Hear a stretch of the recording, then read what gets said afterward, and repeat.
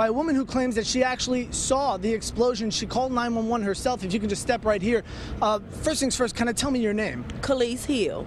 Khalees, tell me, what were you doing out here? What did you see?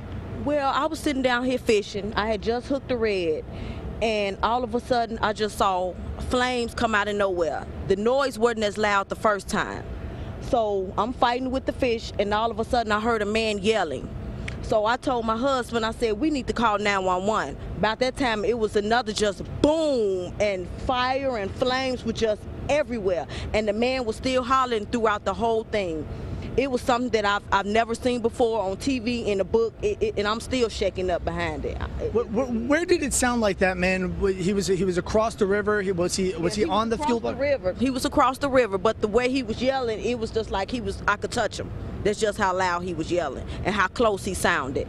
I don't know if he was on the ship or whatever that blew up, but I don't know if his body was on fire or what, but it was just terrible. And like I said, he was just yelling like he was in pain. I mean, what's the first thing that comes through your mind when you're out here, you're fishing? What's the first thing that comes to mind when you see something like that? Call 911. That's the first thing I could think of. I mean, that's the first thing I could think of. Just call 911. It's terrible, and it's still burning. As you can see, it's still burning. That's another thing. Kind of talk about the response that you've seen out here. We've seen dozens of firefighters. We've seen a lot of barges out here trying to put it out. What are some of the things you saw? Well, first we heard the fire trucks coming. We heard them first, and then we saw the lights for the police coming.